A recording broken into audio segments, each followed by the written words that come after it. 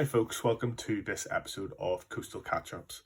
Today I speak with Bill, who volunteers for the Wave project in Northern Ireland, and he teaches me about the uses of surf therapy.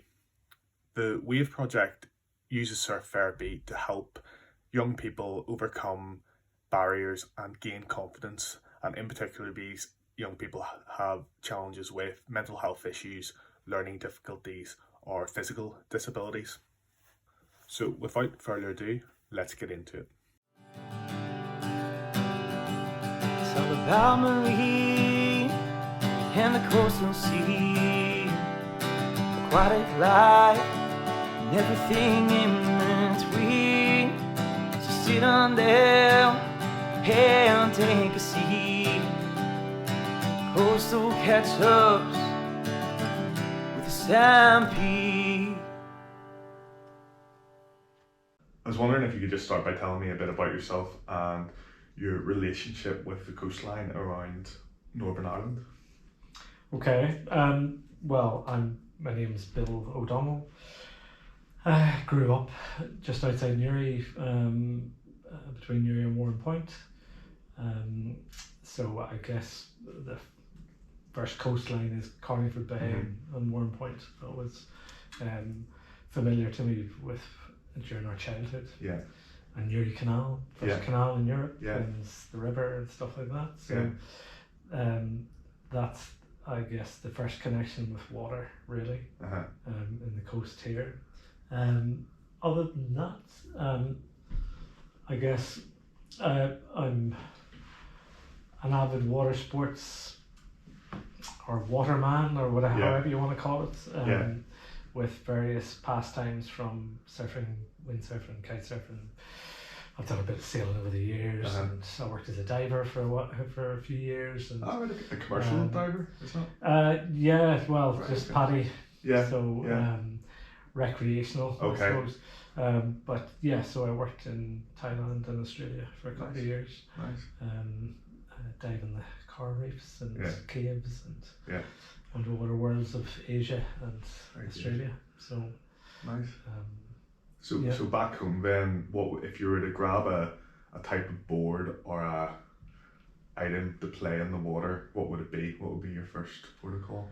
I've probably kite surfed more than anything. Okay. Probably in excess of 20 years. The last 20 years we've been kiting.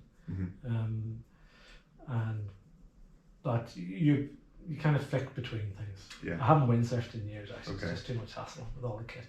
But you just pick it up like riding a bike, is that what they say? Well, kind of. But we would kite would probably be the most prominent. But over recent years I've been surfing more and more, really. Just there's less equipment, at least just a little bit.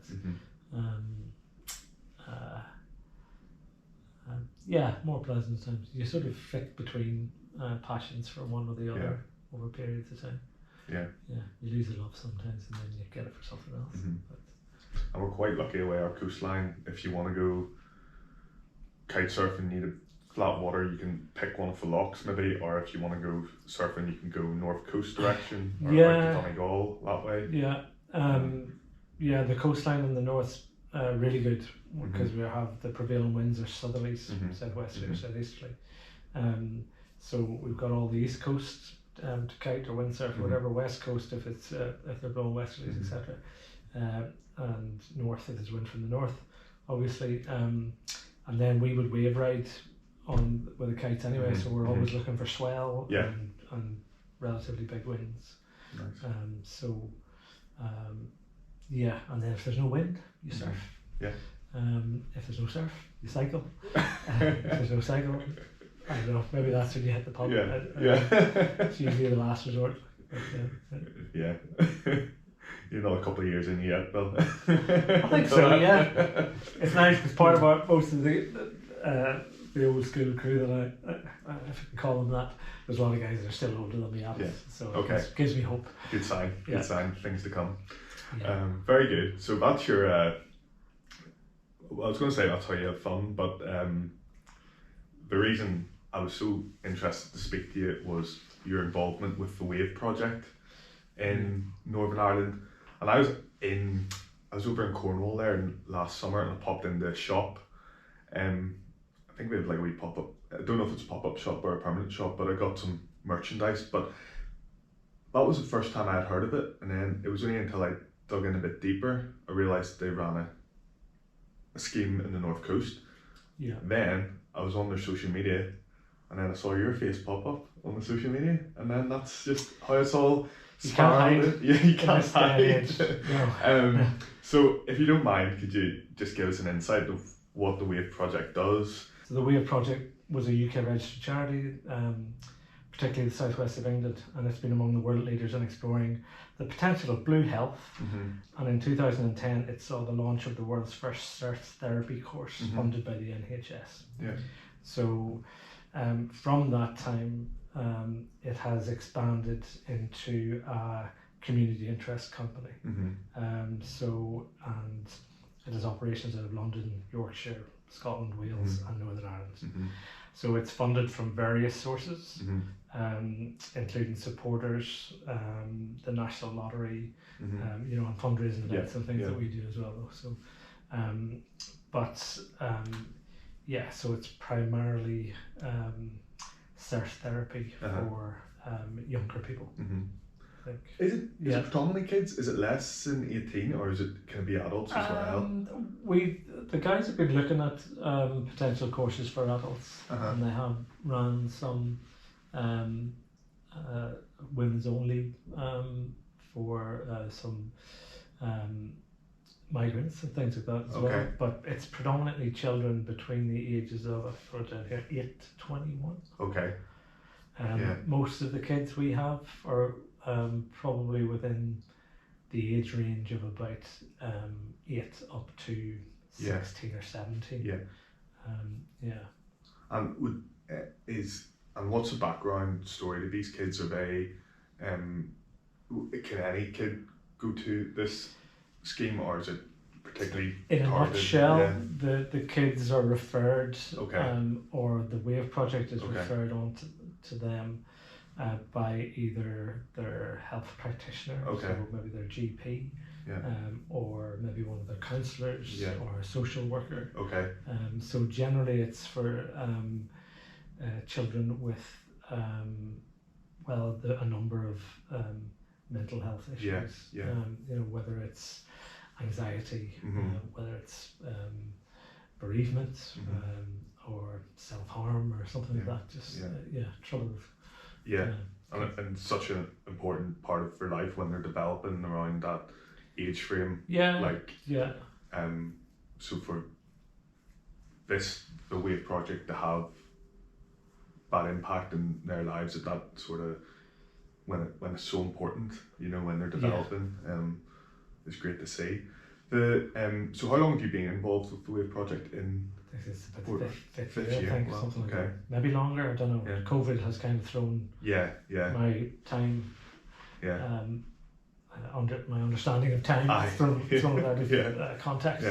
Has there been, from when you started, I know, albeit COVID, is any changes from the amount of volunteers, or has it grown more? That's what I want to know. It has definitely grown in terms of applications.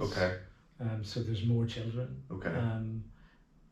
requesting, and of need, I guess, and of interest in the project. And then I don't manage it, but the volunteer pool fluctuates obviously from who's here, and it has probably increased a little, but the dynamic of it changes, because some people are they may need to relocate for work, they may need to relocate because of personal circumstances and stuff like that. So there's generally new faces, and then but there's the stalwarts, people who have been there for years, that are involved. But because most of the people that get involved are local, then it's people that are close to the community on the coast, particularly in Portrush and Benone and the areas, the beaches that we use. And then there's the blow-ins like myself, who live in the city and need another excuse to get to the coast. Escape the city and Very good. So, it has. Is there a is it fair to say if there's applications waiting, you need more volunteers, or are you at peak even if you had more volunteers? No, you could. Yes, definitely. There's a demand for volunteers all the time. Okay.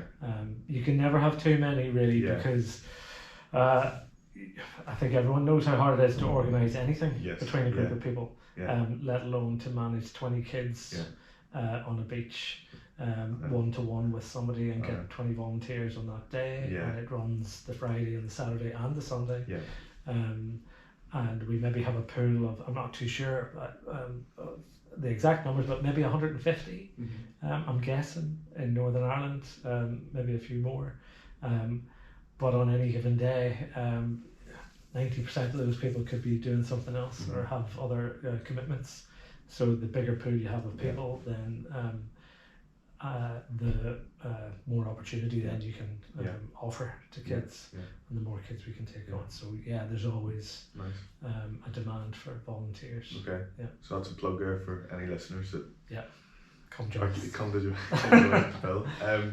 So when you're in the water, then is it like a group session, or is it one-to-one, or does it change depending on the kids, or in simple terms, when they first sign up, it's a 6-week block where it's one-to-one. So you get allocated a mentor, which is one of the adults, and you get introduced to the child that you're going to be surfing with for the next 6 weeks, every weekend. So it's either on a Saturday or a Sunday, and we started doing there's been on a Friday evening as well during the summer. So you and the child will be together one-to-one for those following 6 weeks. Then after that time, if the kids are interested, they can come back to the surf club, which runs, and I think the surf club runs 1 if not 2 days at the weekend. Okay. Usually the Sunday, I think, from memory. And the surf club is it's not one-to-one. But there are maybe there's one mentor or one adult to every 2 or 3 days. But they can come, they get the equipment, wetsuits are provided, surfboards are provided, supervision is provided with us guys, and there's instruction as well. So there's formal instruction. So on the 6-week block, the kids would get taught how to surf on the beach by the instructors. We run through the land-based activity, and then we get them into the water. And then we'll help them one-to-one to progress, whether it's pulling them into waves, whether it's sort of being with them to try and increase and develop their confidence in the water. And it's all done in shallow water generally, not beyond waist height or whatever initially. In a safe environment for them. And then the instructors also pass around in between us. Because and one thing about the volunteer thing is, to make it clear that you don't need to be able to surf to volunteer. You just need to enjoy or have a want and desire to play around on the beach, or enjoy spending time with kids and seeing how they develop and just being in the water yourself. So you don't have to be able to surf. We get coached. Volunteers get coached in advance of beginning. So you run through a coaching session or two as a group of mentors before you're actually thrown into the lion's den. Or before you're thrown in with the kids. And given responsibility.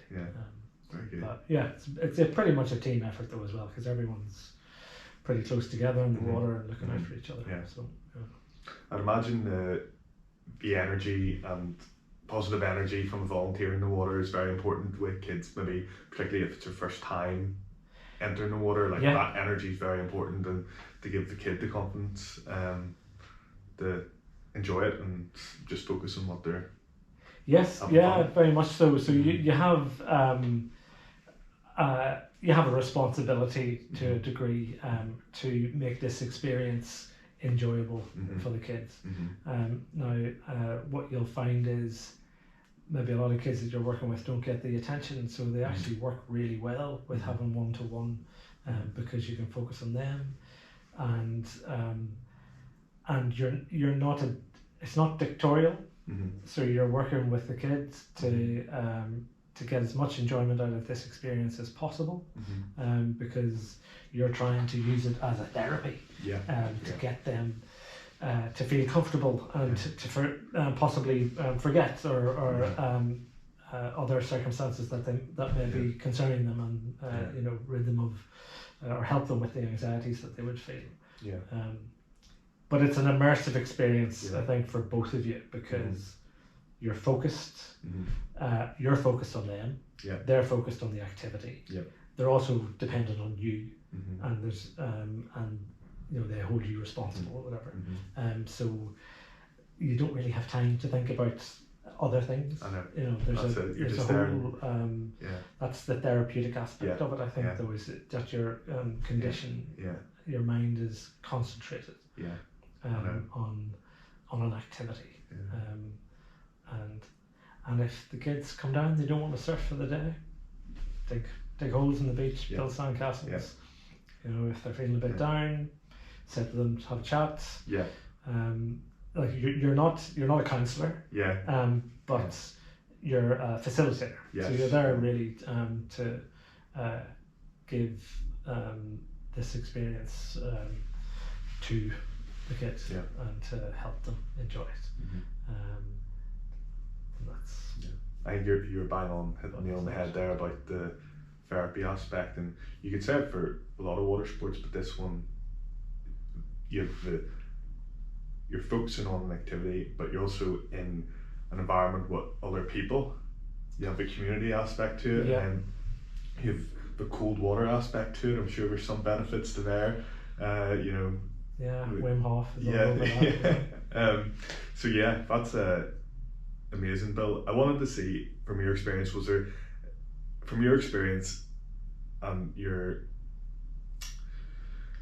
have you seen much difference from when a kid first arrives and from the end? Like, in my mind, I think that the idea would be come maybe it's this closed off, and then at the end they'd maybe be a bit more confident in the water, more open. Is that what you kind of find when you're?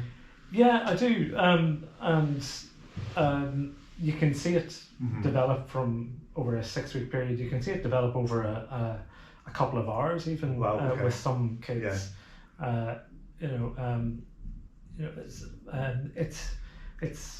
It's very interesting to see kids come who are possibly really suffering from anxiety.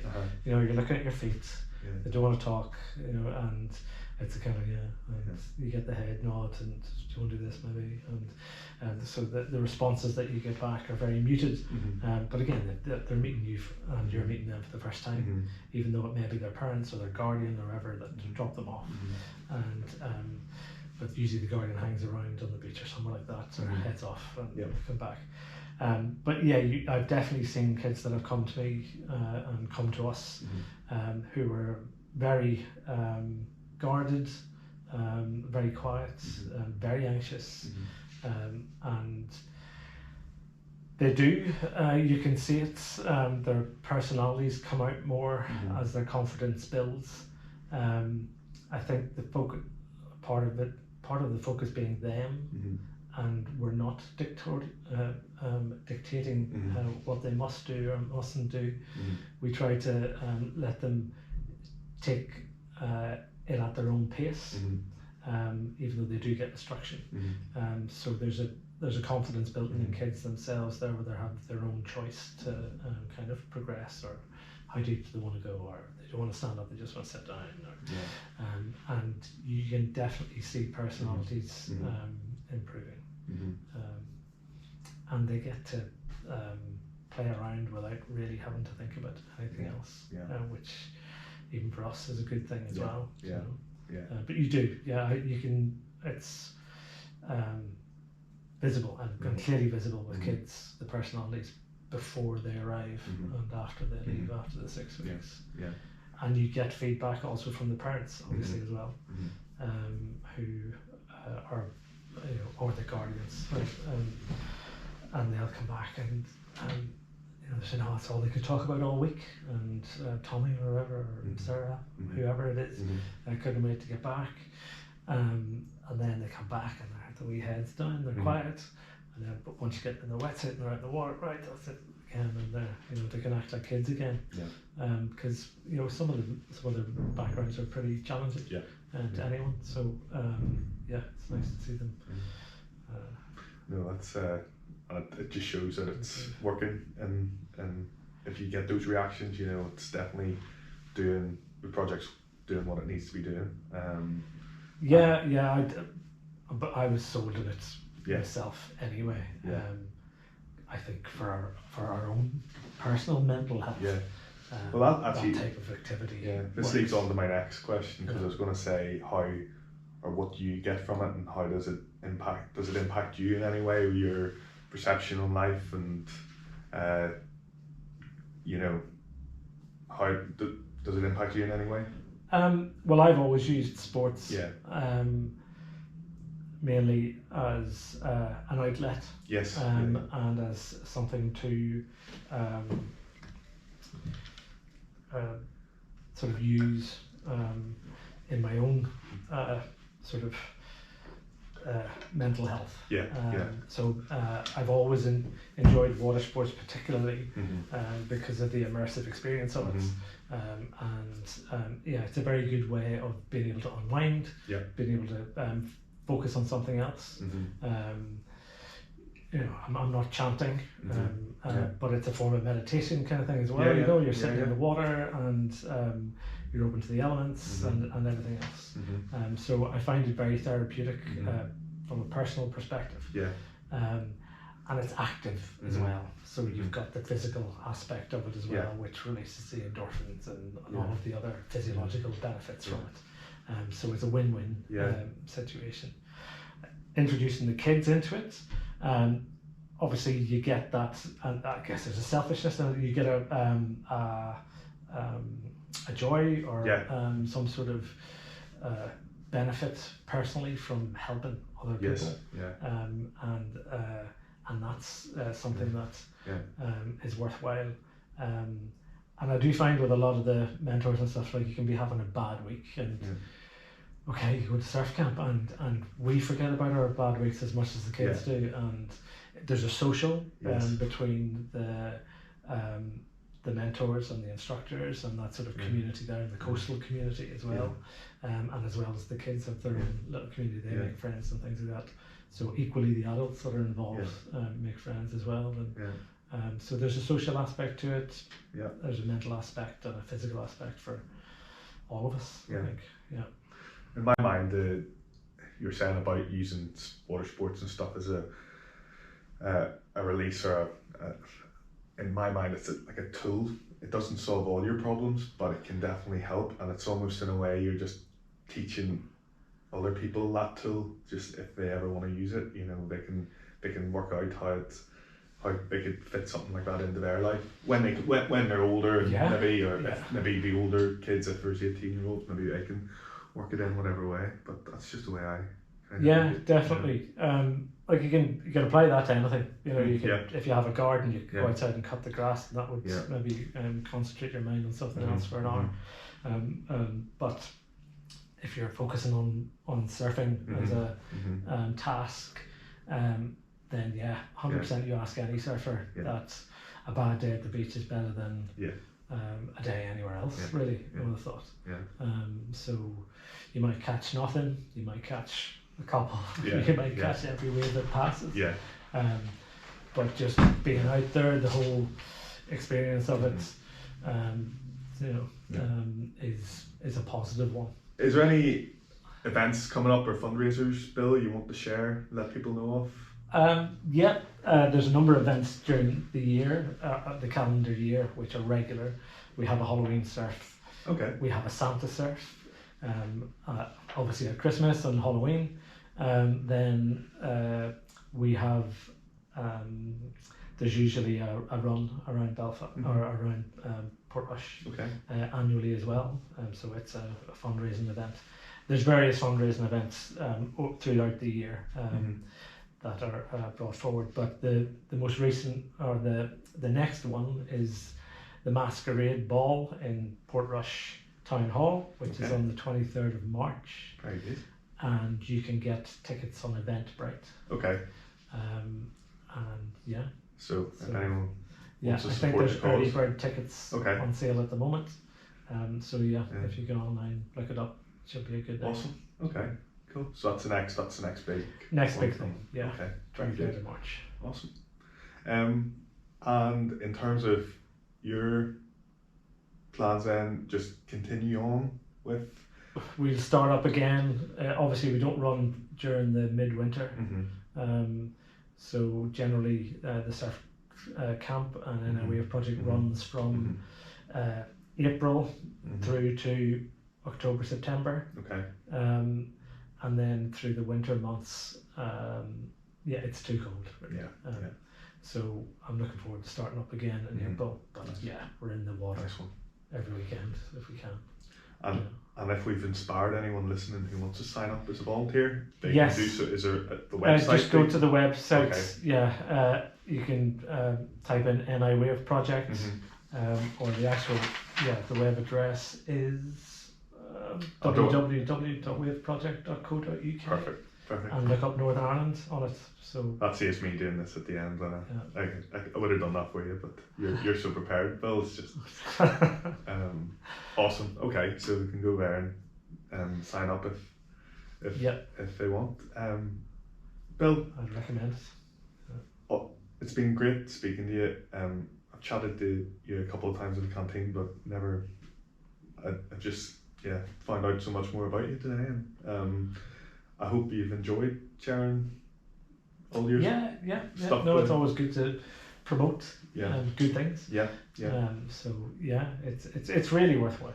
That's all I can say for both the adults involved and the kids. So if you enjoy spending time at the coast or on the beach, by all means look us up, get involved, and good bunch of people.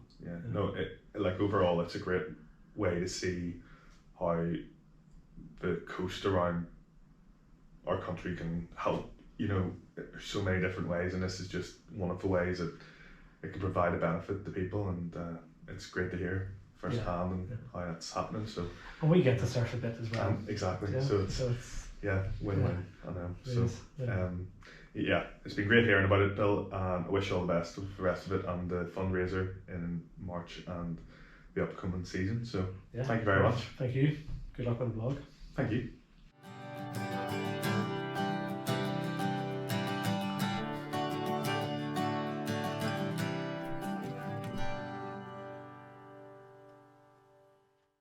So after that chat, I hope you know a bit more about surf therapy and the really great work ongoing with the Wave project. As we mentioned in the chat, if you'd like to find out more about volunteering opportunities, you can check out their website. The thing that I took away from the chat is that rewarding feeling of seeing a kid go from staring at their feet in a closed off box to, at the end of the session, being loud and enjoying their time in the water. And I think that's what it's all about, and it's just evidence in front of your eyes of how this sort of work can impact young people. Thank you very much for listening. I hope you enjoyed the chat as much as I did. If you enjoyed the chat, please leave a review on whatever platform you're listening to this on. It will be greatly appreciated, and I think it does something with the algorithm that helps spread the message of coastal catch-ups. So I would really appreciate that if you have a few moments. Apart from that, I will see you on the next